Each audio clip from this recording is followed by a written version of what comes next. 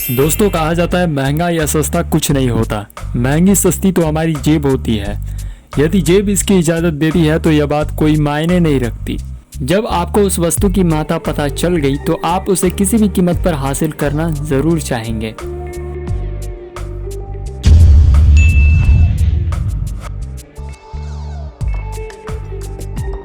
लोगों के श्रीमुख से एक बात आमतौर पर सुनी जा सकती है कि हमारे पास पैसे नहीं है।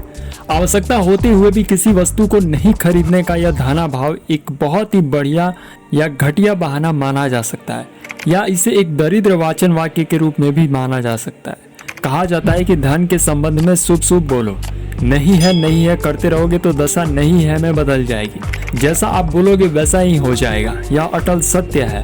इस सकारात्मक सोच के पीछे बहुत गहरा विज्ञान है, पूरा मनोविज्ञान छुपा हुआ है।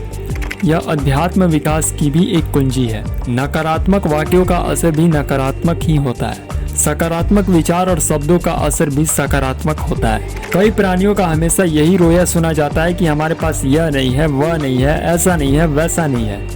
यह बात सत्य है कि जैसा बोलोगे वैसा ही पाओगे, जैसा करोगे वैसा ही भरोगे।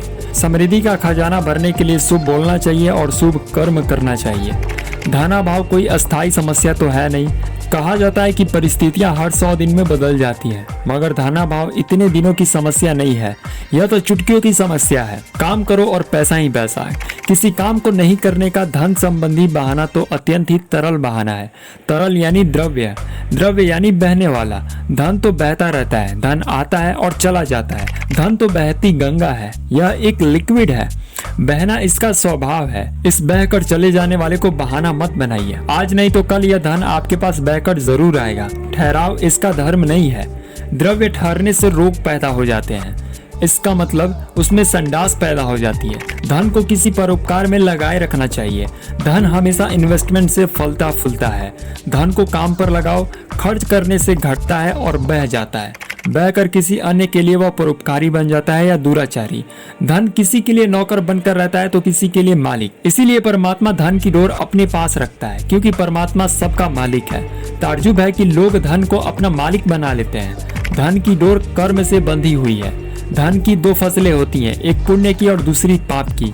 पाप धन को रोकने से और पुण्य धन को परोपकार में लगाने से होता है। धन का एक रूप पुण्य है, जिसे सभी जानते हैं। धन का दूसरा रूप है पाप। आजकल लोगों का मनी मैनेजमेंट बहुत बिगड़ा हुआ है। धन को कमाने की अंधी दौड़ चल रही है। सारे अपराध और पाप इसी से पनप रहे हैं। धन की समानताएं खत्म हो चुकी हैं। धन को अपना मालिक मत बनाओ, परमात्मा को अपना मालिक बनाओ।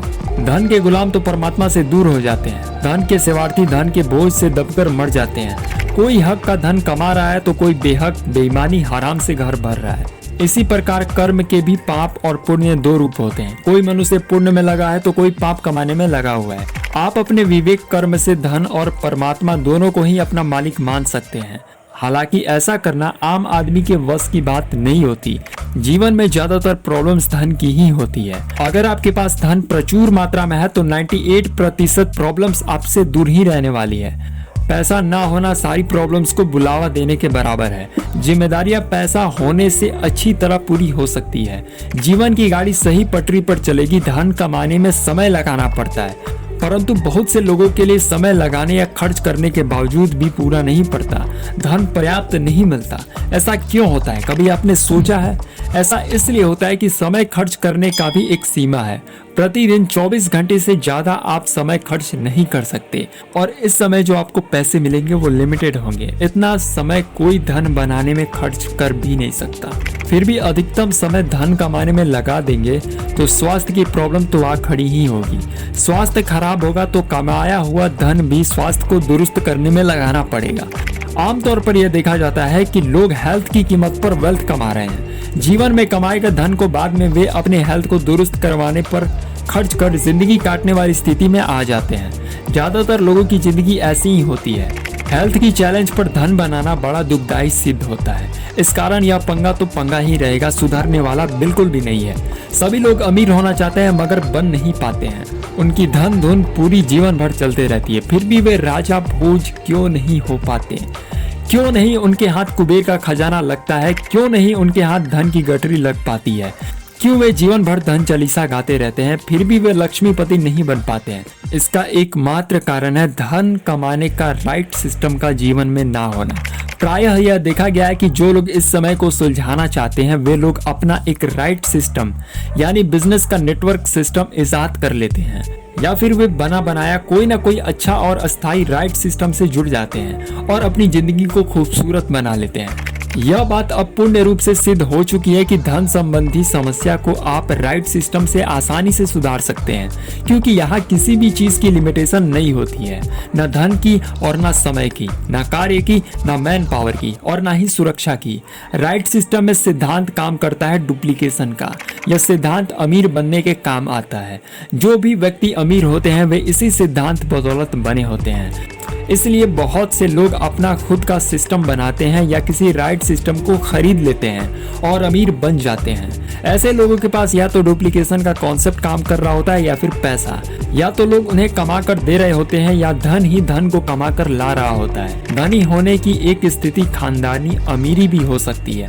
पुरखों से अपार धन मिल जाने से व्यक्ति अमीर हो जाता है। आज के दौर में एक आदमी के लिए नेटवर्क सिस्टम एक राइट और सक्सेस सिस्टम है सफलता प्राप्त करने के लिए। सभी व्यापारों में या खुद के जॉब में नेटवर्क सिस्टम ही काम करता है, चाहे वो डॉक्टर हो, वकील हो, शिक्षा संस्थान हो, किराना स्टोर या फिर ऑनलाइन बिजनेस हो, ये सभी नेटवर्क सूत्र पर ही काम कर रहे होते हैं। सभी के अपने अपने लोगों के नेटवर्क होते हैं जो उनको धन कमा कर देते हैं। नेटवर्क से आप समय, धन, सुरक्षा प्राप्ति करके जीवन को बहुत ही सुखद स्थिति में बिता सकते हैं।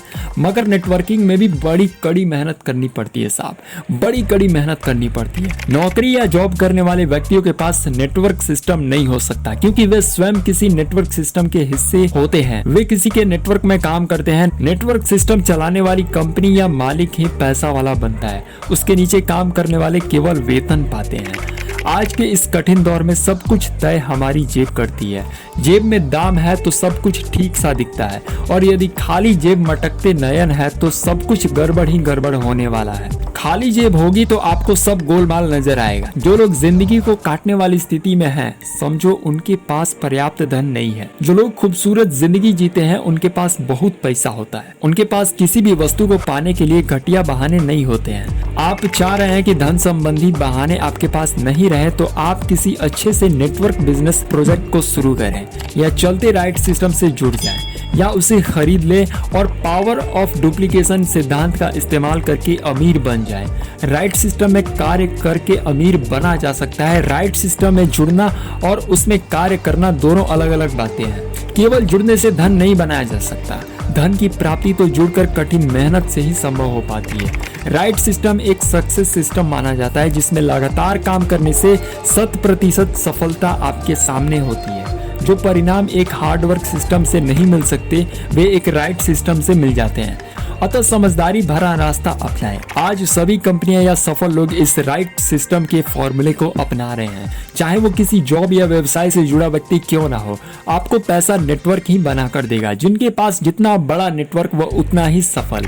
किसी भी कंपनी या व्यक्ति की सफलता के पीछे आप लोगों के नेटवर्क को खड़ा पाएंगे, क्योंकि ज्यादातर समझदार लोग इसे अपना रहे हैं। यह बात आपको इसलिए बताई जा रही है कि जेब में धन नहीं होने से आपके सामने भी हजार बहाने होंगे।